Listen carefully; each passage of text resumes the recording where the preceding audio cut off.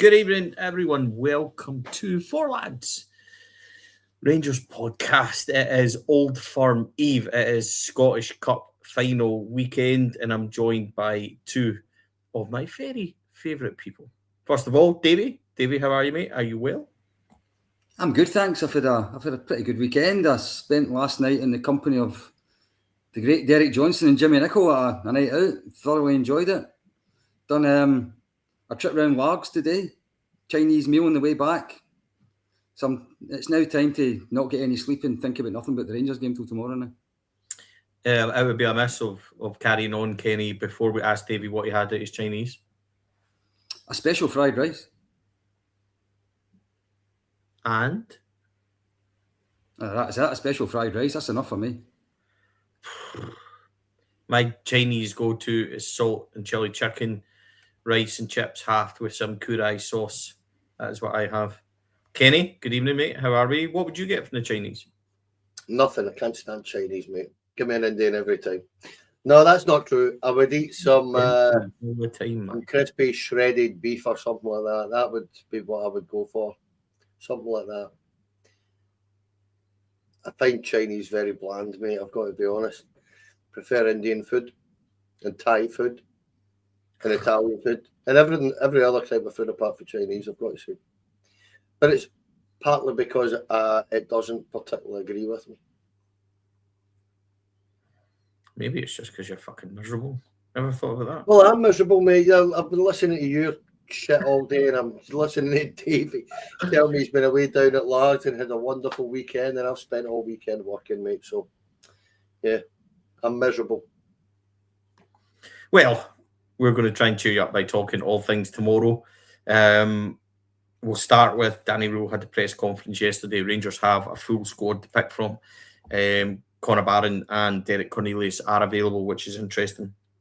Wants Rangers to play the way they did last Sunday for 50 minutes for the full 90. Don't we fucking all, Danny?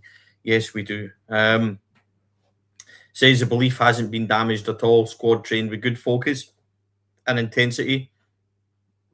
But he did admit, boys, that the defensive issues are back.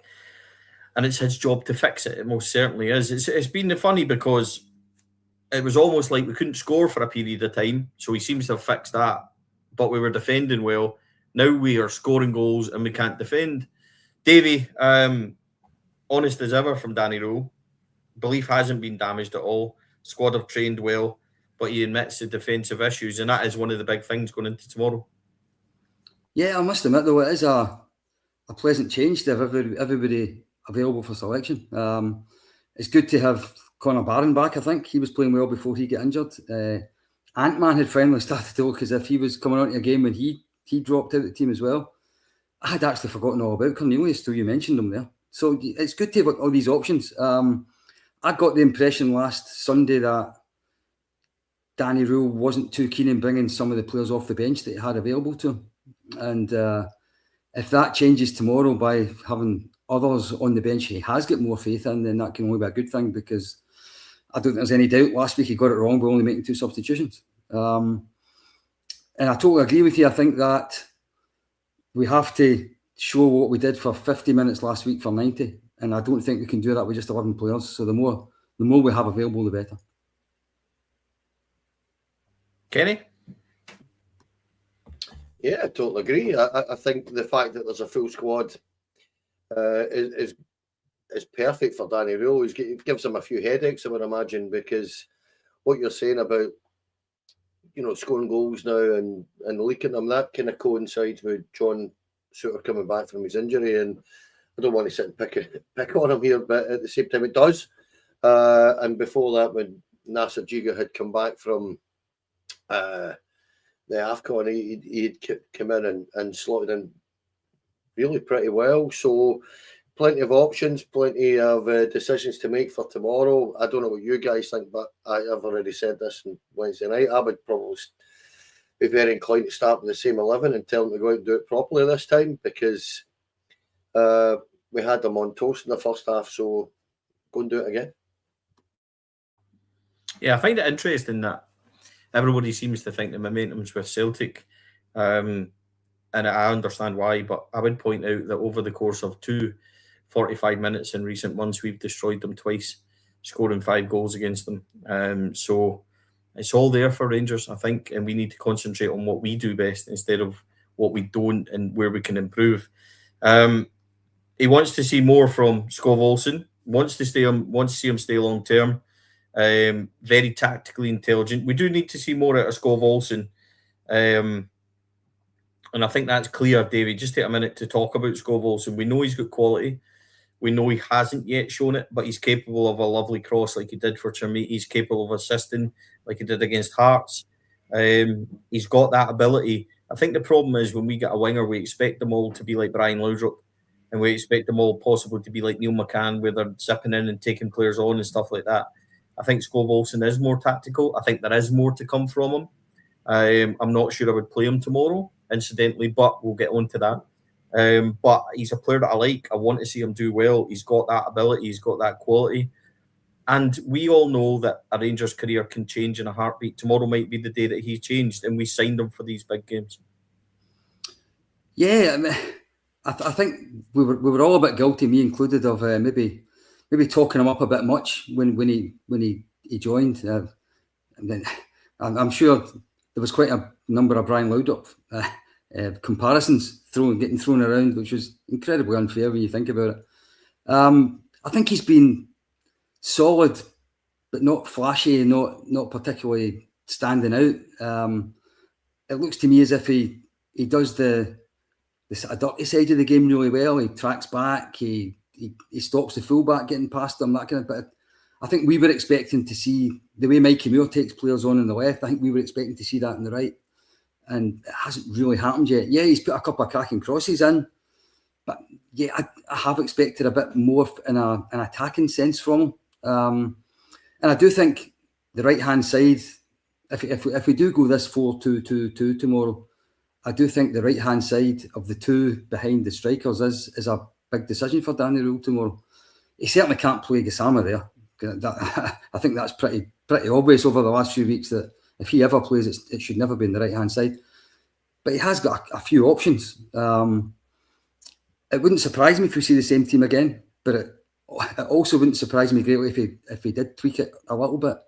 And I think Skov Olsen is one of the ones whose place is maybe more up for debate than others. It was interesting. He's already the head coach is already talking about he wants to see him long term. Because I don't think too many fans are actually in that place right now, considering that the option to buy is something like £9 million. But if he can be the player that we hope that he is between now and the end of the season, that would take that debate away. But as it stands right now, I'm still unconvinced as to whether that money is a wise investment, considering what our overall budget's likely to be. I really like him. I want him to do well, Skov Olsen. Kenny, what he does need to have a big game performance, doesn't he? He needs to have that moment. I think he's a graceful player, but he's skirted on the kind of periphery of too many games, and I think that's the biggest issue. We do put a lot of pressure on our wingers. We do. Mikey Moore was being rubbished not too long ago, and I remember you getting pelters for sticking up for him. So it's not all sunshine and rainbows. And I think that's the thing with us as support. We have to give it a bit of time. He's came from Wolfsburg where he wasn't playing a lot of football either. So I like him. I like Skov Olsen. I'm still waiting on it. But I'm really wanting him to do well tomorrow. A winner tomorrow, a assist tomorrow, something magical. He does have a wonderful left foot. Maybe cutting in and doing something, but it's all there. We do want more from him, that's for sure. Yeah, we want more from him in a productive sense, I suppose. He's had a couple of assists and a goal, and his wee cross in for Chermiti last weekend was cracking. Interesting that Danny Rohl had said about tactically how intelligent he is, because I've pointed to that on here before actually and said that particularly the Hearts game a few weeks ago, I thought defensively when we went 4-2 up, I thought defensively it was tremendous actually. He was kind of dictating where he wanted everybody to be and stuff like that. Attacking wise, I actually think the right back situation that we have is a bit of a problem for him, because we've seen it all too often, and I don't want to be criticising tonight, but I've seen it all too often where our fullbacks don't tend to overlap too much. Tavernier is very much wanting involved in play. He will come inside. Sterling isn't the most productive attacking wise. Max Aarons is Max Aarons, so we'll leave that there. But I think when Tavernier's in the side, I think that's a little bit of an issue in terms of trying to get the productive levels that you want off of Skov Olsen, because Tav naturally wants to come inside too, which leaves him standing out the touchline almost to a certain degree. Whereas I think his natural game, because he has got that left foot, is to come inside and start creating from in there, and it's very difficult to get a balance, Stevie, and that's where I've got to say I would absolutely be starting him tomorrow. I would obviously, for me, I would be starting with Dujon Sterling there. Just make sure that pace that Dujon's got is there in a defensive sense. But if we can get him to overlap Skov Olsen a little bit, I think you'll see the best of Skov Olsen. And for what it's worth, I do understand what you two guys are saying. I would be paying the money for him, actually. I don't think you'll get... Once you see the best of him, I don't think you'll get... you'll not get any better for anything like that kind of money. And the Blue Nose Johns, you said it, and that's exactly what I was going to say there, believe it or not. If he's here in the summer and he gets a pre-season and he knows exactly what Danny Rohl wants him to do, and there'll probably be a new right back in place for him that will suit the right-hand side with him in it, I would be really quite excited about what he can do for us. Seen enough of Andrea Skov Olsen over the last few years, Stevie. He's a tremendous player. Not particularly shown it, as you say, for us yet. You guys have said that, but I'm very, very confident that we will. And it would be absolutely fantastic if we started that tomorrow, wouldn't it? So, yeah, I just think he's lacking in confidence, lacking in full match sharpness, if you like. But once he's got it, I think he'll be dynamite in this league. I really do.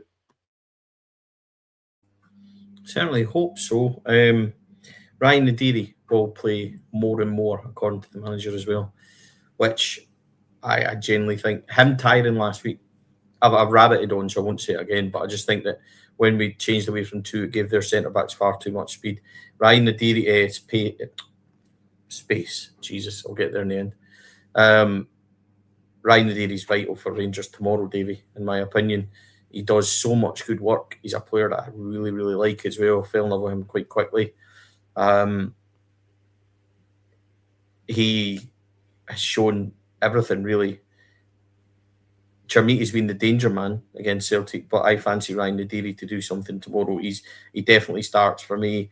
Him playing more and more minutes and getting more fit as well is music to my ears, because he is key to what we'll try and do. I don't think there's any doubt he'll play tomorrow, and I think he's a great foil for Chermiti, because he does so much work alongside him that Chermiti for once gets time to go in the penalty box, because when Chermiti plays himself up front, he spends far too much time chasing down defenders and getting out wide and not actually being anywhere near where he can be dangerous. I think that it's actually incredible that Naderi was plucked from German third division football. He's now going to be playing in front of 50,000 for the last week and this week, and he doesn't look out of place at all. I think he's got the potential to be a right good player for us. Okay, he's not scored in a big game yet, and I don't think he's really that many chances in a big game yet, but they'll come. He puts so much work into the game. I think he occupies defenders. He makes space for those around about him. He's quite clever on the ball. He's good. He's good in the sort of build-up side of things. I'll be absolutely stunned if he doesn't play tomorrow. And he was burst after 50 minutes last week. It wouldn't surprise me if we can only get an hour out of him tomorrow. But I think the longer we have him in the team, the longer he'll last, and the longer we'll be able to keep our two best strikers on the park at the same time, which I think is pretty important to us. I must admit, when we signed him, I think quite a lot of us were a bit surprised at spending that amount of money on somebody that was plucked from that level of football. But it looks to me as if he's going to be a right good buy, and yeah, I'll be amazed if he's not playing tomorrow. Kenny, Ryan Naderi, we liked him as soon as we saw him. I think that's fair. He is a player I think is really key. Somebody mentioned it and they're absolutely right. I'm going to try and find that it is Gaz Jones. This is what I've been talking about all week. He is absolutely key to the aggressive press. I agree with that completely.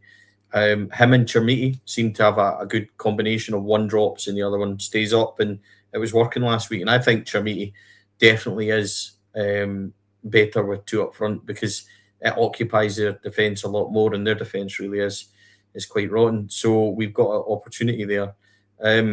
Looking to see a lot more in the Naderi tomorrow, Kenny. Oh, absolutely. He's really caught the eye. Every time I see him, I think there's a proper player in there. And listen, he's a very young lad and he's still learning the game. But to have for being such a tall lad, the touch he's got is fantastic as well. You know, the boy's right about the press. He's right about, or you're right about the partnership with Yusuf Chermiti. That's working really quite well. Certainly worked really well in the first half last week, where quite frankly they did not know what to do. We were talking about it at the game, Stevie. They genuinely had no idea where to go, how to pick them up, or pick either of them up, because as you say, when one was coming deep, they were pulling out wide, the other one was staying central, and then the next time they would swap it, and they just didn't know what to do. And I would be very inclined, now it's a week later and they will have learned a little bit from that. Clearly, obviously you do your homework as a coach and you tell your team what to do, but I don't think it matters. I think when you look at our two centre-halves and their two centre-halves, regardless of who they're going to play, they have the beating of them. And I would like them to go out and do something very, very similar tomorrow. Chermiti is an enigma, as we all know, but Naderi has turned up from the get-go here and looked like he's going to take to this like a duck to water, mate. He's a Rangers player, that's what I would say. I think you can tell already that over the next 2 or 3 seasons, all going well, you know, with form and injuries and all the rest of it, he will score plenty of goals. I totally agree with David that he's not had too many chances yet as such. He get a couple against Queen's Park, but in the bigger games, in the league games as such, he's not had much of a chance to stick one in the back of the net. He had one chance, I can't remember what game it was, his debut actually, and he stuck it past the post, and that's been it. But yeah, an exciting young player that, and again, I'll agree with Davie. When you look at it and you think, you know, where he's came from, and Hansa Rostock are a big club, don't get me wrong, but when you're playing third-tier football and you turn up here and the intensity and the pressure that this team is under right now, he's not a concern for me tomorrow or in the future at all, and he's a definite starter tomorrow. And I'm actually looking for 75 minutes off him tomorrow. I actually think we took him off just a little bit too early, even though he was tired. I thought we could get another 5-10 minutes out of him, and not disrupt us too much, because that's my fear tomorrow, that, you know, if he's got to come off early, who we're bringing on, I would definitely be going with Miovski. I must admit, I definitely would. And if not him, then we'll have a little bit of a dilemma, because I don't think it worked last week with Diamandi almost playing as a 10. So I would want whoever it is that's going to come off, if Chermiti is going to last the 90 minutes, so to speak, I want whoever it is to literally occupy the other centre half that Chermiti isn't. So it's got to be a kind of attack-minded player. It's not. I prefer it not to be a midfielder, but I'm looking for more, game time tomorrow for him. I think we need it. Huge thanks to Bluebells or Blue for gifting 10 Four Lads of Dream Rangers podcast memberships. We really, really appreciate that, mate. Thank you very much. Finally, the manager was talking about he believes he needs to win a trophy this year. This is one where it becomes really difficult. We've seen social media moaning about Danny Rohl quite a lot this week. I don't get it. I don't think we can blame Danny Rohl for the way this season has unfolded. He's actually managed to get us back into it, winning with a team that we all pretty much think isn't good enough. And now all of a sudden he's getting a bit of stick because we're drawn games and people think that somehow it's not on the players and stuff like that. So can he do things better? Yes, he can. It will be difficult for him. I wrote it in the blog this week for Rangers Review that if he doesn't win it and we were, say, to finish fourth, and of course there was a big result in the league today with Dundee beating Motherwell. I actually tipped Dundee to be the team that stops Hearts in a few weeks. That's some of the reason why I think Dundee are a really good side. Credit to Stephen Presley, and I don't overly fond of him, but he's done a very good job there. So Motherwell remain 4 behind us, having played all the same games. That'll dent them a wee bit. But if he was to finish fourth and not win anything, or if he's finished third and not win anything, then questions are going to be asked. He really does need to try and bag this Scottish Cup minimum. It's not the one we necessarily want, but Rangers need to be in a position now where, Davie, that winning trophies becomes the normality. Rangers should be winning something every year, maybe even 2 every year, as a bare minimum. If we want to become the team that we used to be in what we thought or we think we are, the Scottish Cup really needs to be landed this year. If we're not going to be successful in the league, which we all hope, and we're not giving up there, but minimum the Scottish Cup, and Danny Rohl was honest about it. He does need to win a trophy this season. Yeah, I think you talked earlier on about the word belief. You said the players hadn't lost their belief.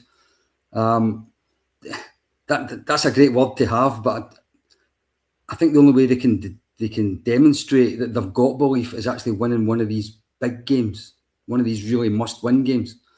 I know we've beaten Celtic a few times in the last couple of years, but none of them's been the sort of big must-win ones.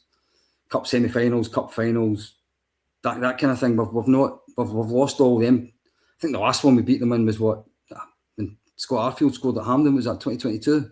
That's probably the last big must-win, one-off, winner-takes-all game against Celtic that we've actually won. And I think one of the differences between us and them over the last few years is that word belief. I think they actually believe they're going to win things, and that's why you see them score so many last-minute goals. That's why we keep talking about the luck that they carry, which isn't luck at all. And that belief that their players have got transmits to the stands as well. And I think that if we genuinely can start winning these one-off games and start winning the big games, you'll see the crowd starting to believe in the team, and you'll see the sort of trust develop again that used to exist between the Rangers crowd and the Rangers team. Do we need to win a trophy? Absolutely, we need to win every trophy Rangers go in for, especially domestically, is one that we have to try and win, and we should be winning our share of them. 3 trophies in the last, when did we come back up into the top league? 2016. We've only won 3 trophies since then. That's horrendous. Can we blame Danny Rohl if we don't win a trophy this year? Not really, because if you think of the way the season started and what he inherited. But in saying that, he's got us back into a place challenging again, and once he does that, then the only way he's successful is to actually deliver silverware. I think tomorrow's huge. I think tomorrow's absolutely enormous. It's a marker again, and it's one of these ones that if we were to lose yet another cup tie with Celtic, then it drains the club, it drains the players, it drains the team, it drains the support all over again. But if we finally get one over in them and win a big game against them, I think, especially the sort of age profile of the team we've got, the number of new players we've got, it can only help us go from strength to strength. Kenny, there will be 7,500 bog trotters there tomorrow. Danny Rohl wants us to silence them. They will be up to their usual, and it is our job to go and silence them. That can work for and against you, I suppose. But it's the old traditional derby, the old traditional Old Firm game. That kind of Broom won't end. It would be absolutely lovely to make sure that they have the worst Sunday possible. Absolutely.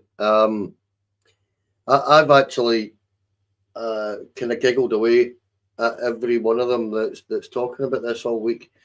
they seem to think that 7,500 of them there is going to put a magic spell on us or something like that. And I don't really think it works that way. It's what happens on the pitch that changes things, you know. And I've just found that from Martin O'Neill saying it, the guy Negrin said it after the Aberdeen game, all their fans are saying it, that they've got stuff lined up for tomorrow. I couldn't care less, mate. They're forgetting that there's 7,500 of them and 44,000 of us.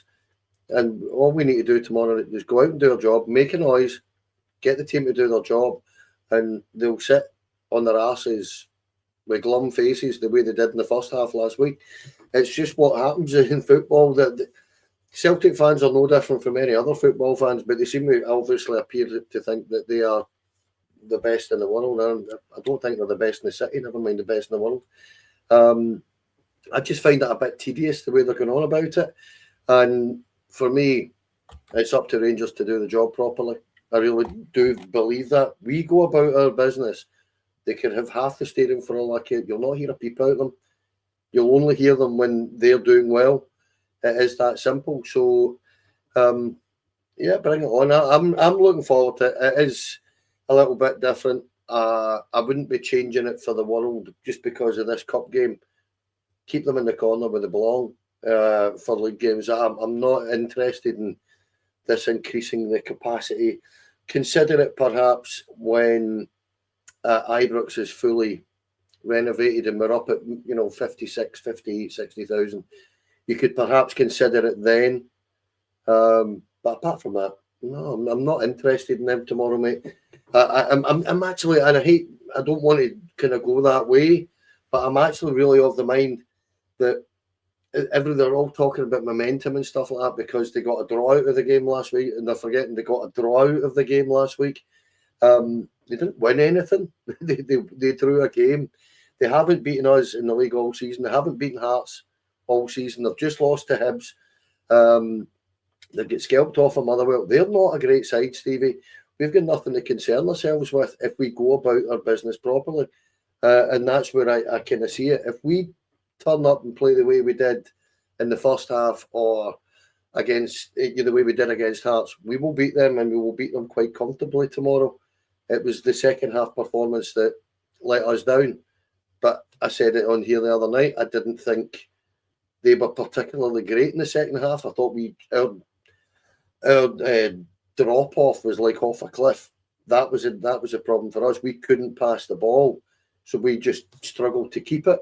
I didn't think they were exceptional in any way. I didn't think they had to do a great deal to get their draw. So my take on this is like Danny Rohl seems to learn from game to game against each team. And if you look at the cup semi-final against them, you look at the game at Parkhead, then you look at the first half. I don't blame Danny Rohl for the second half. I genuinely think a lot of the players just did not turn up. I don't know what a manager's meant to do when 6 or 7 of your players have went from 9 out of 10 to 3 out of 10. I don't know what you're meant to do with that. So I'm just looking for a more consistent performance tomorrow, Stevie, and I've got no problems at all. No concerns, really. Looking forward to it, obviously. And you never know with these games what's going to happen, but I'm not overly concerned about them. Mark seems to think we're obsessed talking about the champions, whereas Mark's on a Rangers podcast listening to what we're talking about on a Saturday evening. Maybe get a bath, mate. Is he forgetting that there's a game tomorrow or something like that? We're talking about a game tomorrow. Well, yeah, something like that. We're obsessed talking about the game tomorrow while he's on a Rangers podcast. Davie, Drew Roman's loving it at Rangers, looking forward to the game. Fans are very demanding, but so is everyone at the club too. He's been a player that we've really enjoyed watching. Oh yeah, I think from the very first moment that we saw him, just about everyone was starting to make comparisons with great left backs of the past, and he'd only been playing for about 5 minutes for Rangers already. He looks, for me, he looks perfectly suited to our game, doesn't he? Aggressive, physical, can get up and down the park, puts a good delivery into the box, and I think he's got a wee bit of devilment about him as well. I think he's a competitive streak in him. So yeah, I think last week he was absolutely tremendous for about an hour. He was him and Moore on the left hand side were absolutely terrorising Celtic, but he just ran out of gas. And if one of the things Danny Rohl has learned, then one of them has to be that when he sees players running out of steam the way Romans did last week, then he needs to change it up a bit. He has got options that he can bring fresh legs on, even if it's not a good player.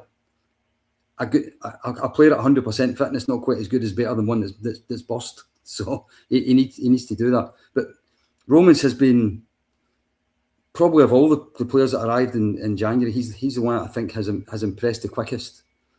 And I'm looking forward to seeing him having a few seasons at Rangers, because I think he's a player. Yeah, he definitely is. Brings us on nicely. Like, what do we want to see from the game tomorrow? Boys, the floor is open. I'm sure we all go with Jack Butland. How would you line up, Kenny, with your goalkeeper and defence tomorrow? Would it be 4? Would you go 3? I'm interested to see what you think. Not 4-2-2-2 or 4-4-2, whatever way you want to look at it. I've talked to a number of Celtic fans in my work this week, and they have all said that they were very impressed with the system that we played, believe it or not, and they just could not cope with it at all, which was an interesting, take, because you know what it's like. Neither of us will give an inch to each other most of the time, but they were very, very complimentary about the system and the two up front, and they said that was a real problem for them. What would I do? Yeah, Butland. There will be an interesting one. The cup keeper is Liam Kelly, isn't it? So whether he changes that, I doubt it. I don't think he will. My one take is I am a little bit concerned about John Souttar and his form at this moment in time, because for every 3 goals Rangers are losing, I think he's in the vicinity for 2 of them at this moment in time.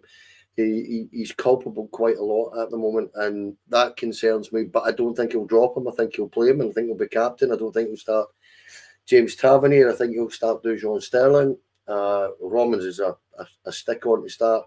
However, if he tires the way he did after an hour or so, I hope Danny Rohl learns from that and brings the young boy Magoma on, because he hasn't done anything wrong, Magoma, and he's a more than capable deputy if needed. So that I would be looking at that. Another one would be whether to start Mo Diamandi or Nico Raskin, because I think Nico was a bit of an issue in the second half. I really do. I think he was. I'm not saying he was the major problem in the performance, but he contributed massively to us not being able to keep the ball, I felt. So that's where I would. I don't think Mo Diamandi come on and done himself any justice either. So it's kind of difficult. I don't think he'll start Connor Barron. I would start Skov Olsen with Ant-Man to come on. I don't think he'll start Ant-Man either, because they've been out injured so much. So it's pretty much the same 11 for me. And as I said earlier on there, Stevie, just tell them to go out and do the same again. And Celtic will line up differently, I'm sure. They won't line up the same way they did in the first half. So it's up to us to turn around and impose our game on them. And I'm very confident we will. Davie? Well, I think Kenny's covered most of what I would have said there. I think there's 3 main selection decisions for me. So one of them is the right side of centre back. I think he probably will end up still playing Souttar, because he sees him as probably the leader in the team when Tavernier's not playing. But I do think that he has been pretty ropey too often lately. And I think Celtic will play Maida through the middle this time. And there might be I don't think it will happen, but there might be an argument to move Sterling into the right side of centre back, because he seems to be able to bully Maida whenever he's up against him.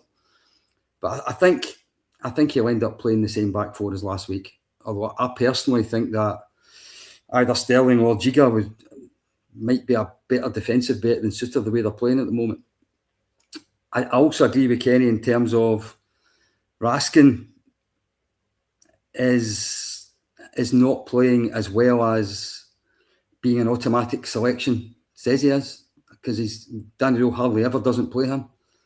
I thought Chukwani and Diamandi looked a really good partnership a couple of times when I saw them playing together. And now that we've got Barron back as well, we've got 4 players for those 2 midfield positions. And it wouldn't surprise me if we see all 4 of them at some point over the course of the game tomorrow, so that we keep that energy in the middle of the park. I'd be tempted to start Diamandi if it wasn't for the fact I thought he was terrible when he came on last week, which probably suggests that Raskin and Chukwani will probably still play there. And the other decision, I think, is the right side of the attack. I think everyone's saying tonight Skov Olsen should start. He probably will, because I think if Ant-Man had been fit, he would had played more lately, then I think he'd have been a real option. But I can't see him getting thrown in after being out injured for the last couple of weeks. So, in effect, what I'm saying is I'm kind of expecting the same starting 11 as last week. But at the same time, I think that there will be more changes made. I think we'll see Barron during the game. I think we'll see Diamandi during the game. I think we'll see Makoma during the game. And I think we'll see Tavernier during the game this time, which we didn't last week. And what else I think you asked, what do I want to see tomorrow? So as well as that, I want to see, for once, if a contentious decision comes up, it actually goes our way in a Rangers Celtic game, because it hasn't happened for a long time. If I go back over the last 2-3 seasons, whether it's cup finals, cup semi-finals, league games at Ibrox, league games at Parkhead, there's been a lot of decisions over those last 2 or 3 years where we've come out the wrong end of them, whether it was penalties we should have got, whether it was disallowed goals, whether it was red cards they should have had. There's been all kinds of things. Celtic had a player sent off a couple of weeks ago against Hibs, and the first thing they did was go after VAR, and lo and behold, they got a penalty in the last minute last week, and then they got the most ridiculous offside decision you're ever going to see in your life on Wednesday night. So if you're asking what I want to see Rangers win, and I want to see finally some evidence that we get a fair shake of the stick whenever big decisions come around. I think you summarised it quite well. I think Romans plays. I think Fernandes plays. The question over John Souttar is a perfectly valid one. Here's the issue. Nasajiga comes in. He played against the semi-final against them, and he looked like an absolute bag of nerves.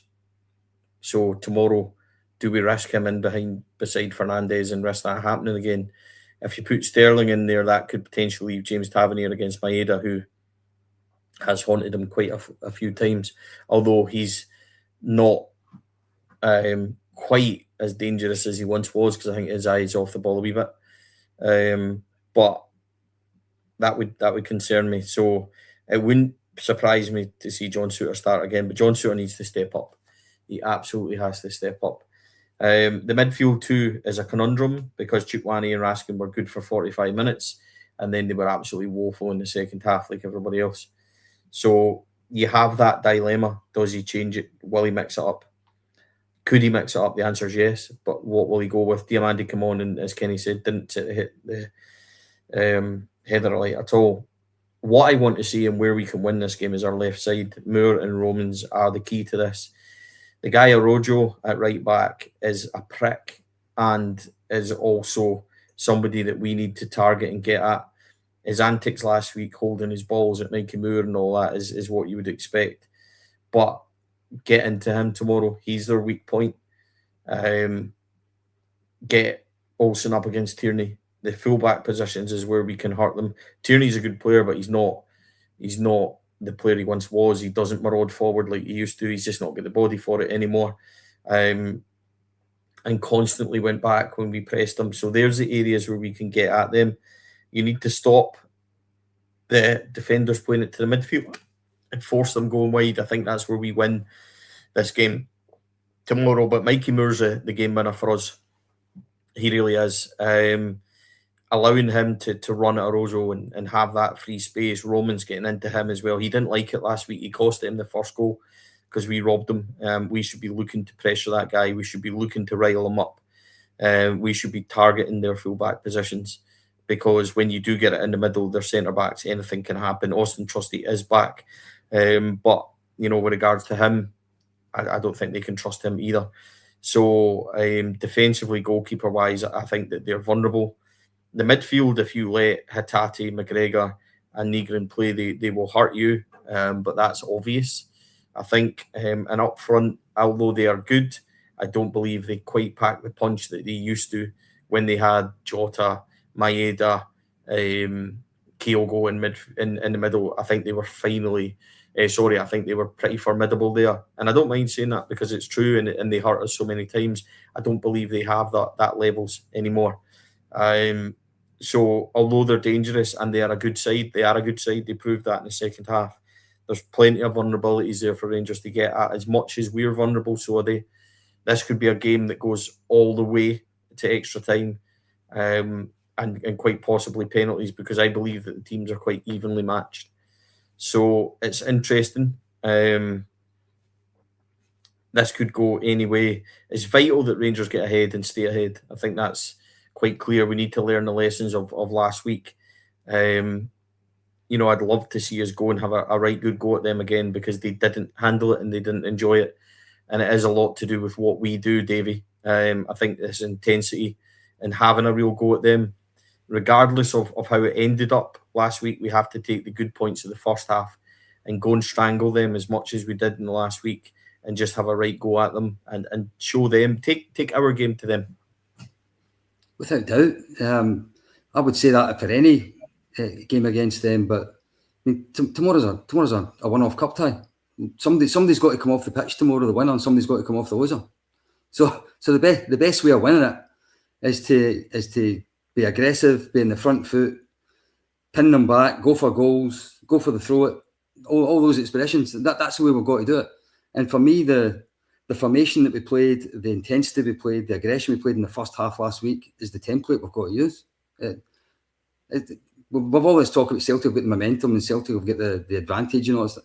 No, they don't. And Celtic only came into the game last week when our best team tired and we didn't do anything about it. So for me, if we have learned the lesson, when they start tiring, we replace them with someone else and we keep playing exactly the same way. I think one of the things you mentioned earlier is absolutely key for me. If they end up taking a striker off, we've still got to have two up front. We've got to keep that shape. We've got to keep on top of their two centre backs. We've not to give them no time on the ball. Do I think we'll win tomorrow? I'm reasonably confident, as long as we play it the right way. Because I don't think they're all that great. I think recent results tell you they're sneaking over the line in games week in, week out. They're dropping a lot of points. They're nothing special. Unfortunately, I know we're not a great Rangers team either, but why can't we win it? We're at home. They haven't beaten us over 90 minutes for, I don't know how long it is. It seems quite a while now. It must be well over a year they had since they've beaten us over 90 minutes. For me, I think we're favourites tomorrow. I don't care what anyone says. And I'm hoping that 44,000 people are partying come full time. Kenny? Yeah, I agree. I have actually quite enjoyed this week's build-up with the confidence that they all seem to have across the city. I don't see how they merit it. They're far too inconsistent to presume. When I've actually seen a few people this week across the city actually turn around and say quite genuinely that this league is theirs to lose now. No, it's Hearts to lose. They're 5 points clear of you. They're 6 clear of us. It's Hearts' league to lose. And the simple fact for me, and I don't think their supporters are fully grasping this, they're yahoos, not your average, normal, sensible football supporter, but their yahoos are all sitting there thinking that, how would I put this? Put it a different way, right? If they lose to Motherwell next week, they won't be winning any league. So they have a big game tomorrow. And they are, every single game for them now is exactly the same as it is for us, where it's pretty much must win. This is the perfect opportunity for us with the way the the cup has unfolded this season with Hearts, Hibs, and others all out, Motherwell included. Whoever goes on to win the game tomorrow has a real opportunity to win this. They really do. And that's not to be disrespectful to Falkirk or St Mirren or Thistle or Aberdeen or Dundee United, but you're looking at that and saying, well, Falkirk and St Mirren would be your two main concerns there, with all respect to the rest of them, because Aberdeen have had a shocking season. They don't look a good side at all. In any one game, then obviously anything can happen, but it's that opportunity, and I want our players and our manager to go and grasp that tomorrow.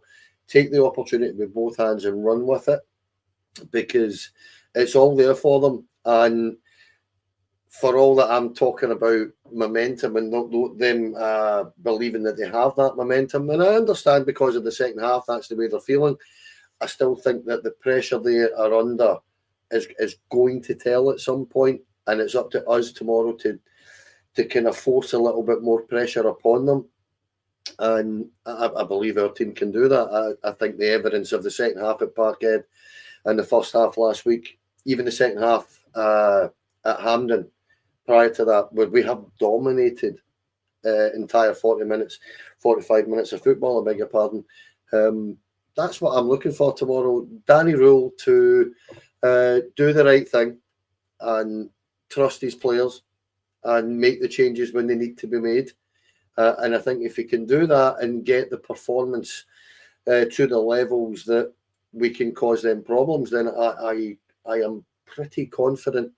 But ask me that 10 minutes before kick-off and I'll be a bag of nerves, and I'll not have a clue how it's going to go, mate. It's just one of those games that it's the same for everybody. It's a massive game tomorrow, and I'm really, really looking forward to it. And I want us to bring the noise tomorrow. I want us to drown them out, and for the players to be inspired by it and take it. And as I say, when the adrenaline levels drop slightly, I want Danny Rohl to be brave and make the right subs. That's all I want. And I think if we can do that, we'll certainly be there or thereabouts tomorrow. I just want us to hammer them. Quite simple, really. I'd love to go and beat them 3-0 and really show them. That's my wish. I think we can. Maybe not hammer them the way I want them to, but I would love that to happen.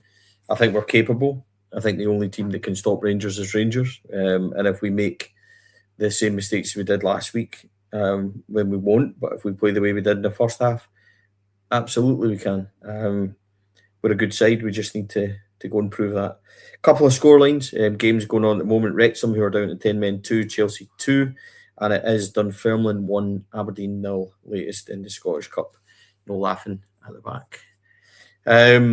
Davie, always a pleasure, my friend. Thank you very much. You've been through this rigmarole the night before plenty of times, like Kenny and I. Gut feeling is always one that's telling. My gut feeling's good for tomorrow. Let's hope the good guys win. Yeah, it's now, 53 years since my first Rangers Celtic game. It was a Scottish Cup tie. Celtic were favourites. Celtic were league champions. Rangers won 3-2. I'll take that tomorrow. Interesting. My first Old Firm was also a Scottish Cup tie. It was a semi-final. George Albert's got the second after Ali McCoy's got a diving head. I think Craig Burley got one back on 94 minutes. Rangers were 2-1 winners at a 50-50 split at Parkhead. It will not surprise you to know that we were restricted to you, me and Big Duncan, and we were right behind one of the very famous Celtic poles in their main stand. But it was quite funny when Albert's got it. He appeared in the Rangers half, dribbled, and then appeared at the box and fired one right into the top corner. So I would settle for another 2-1 Rangers victory tomorrow, that's for sure. Kenny, always a pleasure, mate. No, thank you very much, mate. A lot of Celtic supporters on the comments tonight, I've noticed. I don't know if you've seen that. Quite a few of them. One of them there just... I don't mind, listen, I'll be honest, I don't mind people, they came on and their plays and everything else, but you will be banned if you start your piss, and it's a Rangers podcast. So come watch, be respectful, take the piss, laugh at the guys. That's fine, because we're not your team. But coming on, calling us obsessed and everything else while you're sitting watching a Rangers podcast, Wow. No, this is what I was going to say, though. There's a boy there turning around and telling us, let's be honest, Celtic are in prime position to kick on and challenge Hearts. I don't know what it is about them at the moment. They're a point clear at this minute in time of us. They're 5 behind Hearts. We are both in prime position to kick on and challenge Hearts. But it's still Hearts to win. Hearts are probably the favourites now without being disrespectful to either Rangers or Celtic. And I don't really understand the absolute optimism of Celtic supporters at the minute. I genuinely don't see it. It was only, I mean, they've won a dodgy win up at Aberdeen, but apart from that, they'd taken 1 point from their last previous 2 games in the league. So I'm not convinced that they're as good as they think they are. But I'm really looking forward to tomorrow. Genuinely buzzing for it, and let's make amends for the second half tomorrow. That's all I would say. Bring the noise, leave it all out there, lads, and let's hope that by 3:30 tomorrow, Glasgow is red, white, and blue. It will be, regardless of the result, that's for sure. Ladies and gentlemen, thank you for joining us. Huge thanks to our partners, Black Rooster and Art of Gold, and our sponsors, Rhino Express, Clayview Fire Protection and Joinery, Athol Industrial Solutions, CSD Air Conditioning, our very own Candid. Thank you for all your support and help. For everybody, have a great Saturday evening. Some good football, Newcastle Man City on at 8 o'clock. Or you can watch Dunfermline Aberdeen, which is also live as well. Big game for Rangers tomorrow. We'll be back with all the reaction, as well as the matchday vlog, which will come to you now. I believe Aberdeen are now 2-0 down to Dunfermline. Lol. Yeah, so it's a cup. Anything can happen. Rangers made to make sure that we don't get beat by the wee team tomorrow as well, and make sure that we avoid any results like that. Good evening, everyone. Thank you for joining us. Have a pleasant Saturday night. Come on, you good guys, tomorrow. Take care.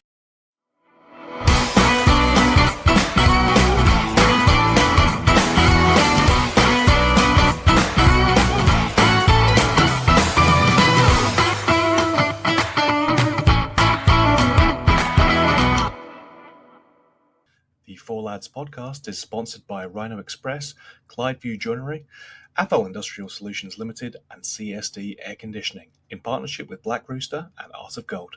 Thank you for listening to or watching the podcast. We hope you enjoyed the show.